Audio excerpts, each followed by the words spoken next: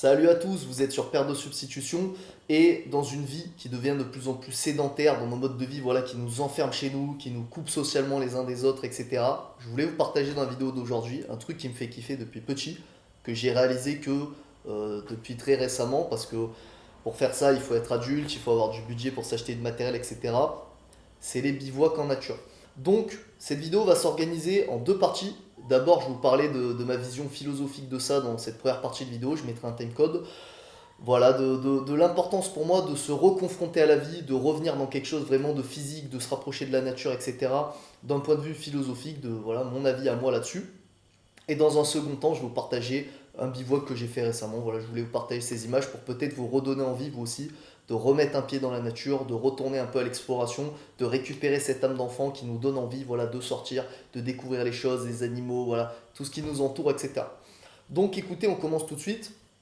Je trouve, en tout cas moi je le ressens chez moi, vous me direz ce que vous en pensez en commentaire, ça va peut-être pas parler à tout le monde, ça parlera moins à ceux qui ont déjà un mode de vie très physique, donc des travails physiques, travails difficiles, etc. Je sais qu'il y a voilà, beaucoup de gens qui me regardent qui ont des travails physiques, qui travaillent de nuit, qui ont un mode de vie déjà très difficile, ce qui fait que quand ils rentrent chez eux, quand ils ont du temps libre, ils veulent plutôt se poser, déconnecter, être tranquille, prendre le temps. Et puis il y a une plus grosse partie de la population, dont je fais partie, et beaucoup d'entre vous, je pense, en feront partie aussi, on est devenu beaucoup plus sédentaire, on reste beaucoup enfermé chez nous, on a des travails, moi pour ma part, je travaille sur internet, sur les réseaux sociaux, donc je passe énormément de temps sur les ordinateurs, et on a ce mode de vie très sédentaire qui nous enlève un peu notre joie de vivre, qui nous rend aigris. Moi je sais que quand je reste trop longtemps chez moi, sans faire de trucs physiques, sans me dépenser, sans sortir, sans voir le soleil, etc., je deviens aigri, je deviens chiant, je deviens casse-couille. Et donc pour remédier à ça, j'ai l'impression que c'est vraiment hyper important de se reconfronter à la vie. Et en fait, je vous ai fait une vidéo il n'y a pas longtemps, et cette vidéo, c'est une suite à celle-ci, elle vient la compléter, où je vous parlais de, selon moi, ce qu'il faut faire pour reprendre goût à la vie, pour retrouver un peu de joie de vivre, etc. Donc cette vidéo-là se concentrait plus sur le côté social. En gros, pour vous la résumer, ce que je disais, c'est que je pense qu'il faut essayer de donner aux autres ce qu'on n'a pas nous, du sourire, du plaisir, des cadeaux, etc. pour reprendre un peu de bonheur et reprendre un peu de joie de vivre, je pense, et de raison de vivre aussi. Voilà, pour ceux qui ont du mal à, qui sont un peu tristounés, etc. Parce que c'était une vidéo qui était partie de mon cousin. Je vous invite à aller la voir, je vous la mettrai dans un coin. Et dès que j'ai fait cette vidéo, je me suis dit, il faut que je vous fasse une autre vidéo aussi, plus sur le côté physique, d'être en mouvement, de se confronter à la vie, de se confronter à la difficulté de la vie. Et pour moi, ça passe par plein de trucs. Et il faut le faire, c'est hyper important si vous voulez reprendre goût à la vie. En fait, pour moi, il faut être en mouvement. Il y a une citation qui m'avait marqué, que j'ai vue un jour, je ne sais plus où, c'est que le corps est composé à 70-80% d'eau, grosso merdo, et l'eau qui stagne, c'est une eau dégueulasse qui pue, en général, hein. C'est une eau pas belle, une flaque d'eau, etc. Alors que l'eau qui est en mouvement, qui ruisselle, une rivière, etc., c'est de l'eau qui est pure, qui est oxygénée, etc. Et je pense qu'avec nous, c'est pareil. Il faut être en mouvement dans la vie, il faut avoir des objectifs de vie vers lesquels avancer, il faut avoir des responsabilités, il faut avoir des trucs qui nous maintiennent en mouvement. Et surtout, je pense qu'il faut vivre, il faut se confronter à la vie, se confronter à des difficultés, connaître le manque, faire des trucs qu'on n'a pas envie de faire, sortir de sa zone de confort. Bon voilà, c'est des trucs qu'on voit très souvent dans le développement personnel. Et ça peut passer par plein de trucs. Moi, le sport m'aide beaucoup à faire ça. Faire de plus en plus de cardio, essayer de faire de plus en plus de reps, soulever de plus en plus lourd.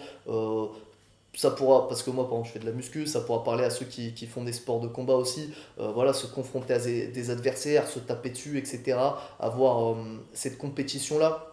Mais ça peut se retrouver dans plein de trucs. Il y en a, leur truc c'est de faire des douches froides, il y en a qui courent. Enfin, j'ai pas la solution miracle à vous donner dans cette vidéo, mais moi en tout cas, si ça peut vous inspirer, je retrouve ce truc-là dans le sport. J'ai aussi fait pas mal de bains froids, je me suis baigné plusieurs fois dans l'eau froide de la rivière, etc. Je trouve ça dans la nature. Et c'est ce que je vous partage aujourd'hui, le fait de se couper du confort et d'aller dormir directement dans la nature. Alors attention, moi je vais vous partager mon expérience avec ça, c'est un kiff, un truc que je voulais faire depuis petit, mais pour les plus jeunes qui me regardent et même les adultes, si vous voyez cette vidéo, que ça vous donne un truc que vous avez envie d'essayer, il faut pas y aller sur un coup de tête, il faut se préparer. Moi, avant de faire des trucs, ça fait plusieurs fois que je fais des trucs comme ça, comme je vais vous montrer dans la deuxième partie de la vidéo, je me suis préparé, j'y suis allé petit à petit. J'ai d'abord commencé par faire de simples randonnées. Ensuite, j'ai commencé à tester de l'équipement dans la forêt, à apprendre des trucs de base. Ensuite, j'ai commencé à dormir une nuit très courte, proche de chez moi. Alors j'avais fait la connerie de commencer en hiver parce que je voulais pas attendre, tu vois. Donc commencer plutôt quand il fait pas très froid. Du coup, j'avais commencé proche de chez moi pour pouvoir rentrer s'il y a un problème. Et ensuite, petit à petit, j'ai fait plus loin à des endroits où je ne pouvais pas rentrer. Il faut toujours prévenir des proches, donner les coordonnées GPS, etc. Il faut pas y aller sur un coup de tête, mais en tout cas, moi, c'est le truc qui m'aide à me couper du confort quotidien et à me redonner ce goût de vivre, à me redonner cette joie de vivre, voilà, ça me nourrit tout simplement, c'est génial. Donc, pourquoi je trouve que c'est important de se couper un peu de notre confort quotidien? C'est parce qu'à force de baigner dedans, à force d'être chez nous, on prend ça pour acquis. Le lit douillet, l'eau chaude, la nourriture et l'eau à foison, un frigo, tous les trucs de base, nos ordinateurs, connexion internet, batterie illimitée. T'as pas peur d'être isolé du monde, de plus avoir enfin, d'avoir son téléphone qui se coupe, etc. Et tout ça, ça nous rend aigris. Et moi, quand je vais dans la forêt, que je dors dans une tente, que j'ai froid, déjà j'ai des sensations dans mon corps. T'entends les bruits d'animaux, tu te demandes ce que c'est. Tous tes sens ils sont en éveil, t'as froid, ton corps essaie de se réchauffer, tu fais des trucs difficiles parce que tu montes un camp, tu coupes du bois, etc. Donc ton corps il est en mouvement. Le fait de sentir les odeurs de la forêt aussi, ça active tes sens et déjà tu te sens vivant. Quand tu fais ça, tu te sens vivant. Ensuite, t'as pas la nourriture illimitée. Tout ce que tu as avec toi, tout ton petit confort, tu dois le porter sur ton dos quand tu marches. L'eau, tu l'as pas illimitée. Moi, la première fois, j'avais pas pris assez d'eau. J'ai dû me limiter au niveau de l'eau. Et rien qu'au niveau de l'eau, tu te rends compte de la chance que tu as d'avoir de l'eau un peu illimitée. Tu vois. Toutes ces choses, c'est génial. C'est génial. Et ce qui fait que quand je rentre chez moi et que putain, je m'allonge dans mon lit, que je me fous dans mon fauteuil, que je prends une bonne douche chaude, je suis heureux. Je suis heureux de ce que j'ai et c'est génial. Et je pense que ça, on peut le retrouver avec plein de trucs. Moi, mon moyen, c'est que la forêt, mais je fais pas ça pour me mettre exprès dans le manque et aimer ce que j'ai.